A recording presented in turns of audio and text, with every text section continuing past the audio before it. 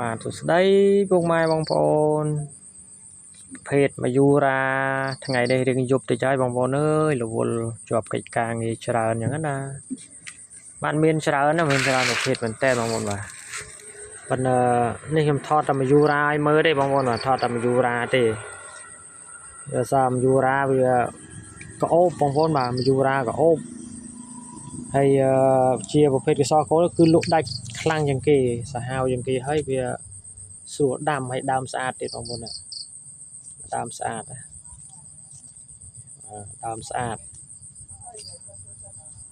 យូរ៉ាស្រួលដាំស្រួលថែបងប្អូនដើមស្អាតណាហើយមានច្រើនគីឡូមែនតើបងប្អូនបាទមានជាង30-40គីឡូប្រភេទមកយូរ៉ាហ្នឹងណាបាទមានច្រើនអញ្ចឹងសម្រាប់ពុកម៉ែបងប្អូនចង់បានប្រភេទមកយូរ៉ាយកទៅដាំលំអនៅគេហដ្ឋាននៅផ្ទះកណ្ដាលនៅហាងនៅសួននៅប៊ូទិកផ្ទះលំហែបងប្អូនអាចធ្វើការកម្មងពលរដ្ឋបានណាបាទពលរដ្ឋមានលក់ច្រើនណាសគូលមានច្រើនប្រភេទហើយដើមស្អាតមែនតើបងប្អូនដើមស្អាតដើមធំស្អាតស្រួលដាំណាប្រភេទពួកនេះស្រួលដាំអញ្ចឹងពុកម៉ែបងប្អូនស្រឡាញ់ប្រភេទកេសរគូលមកយូរ៉ា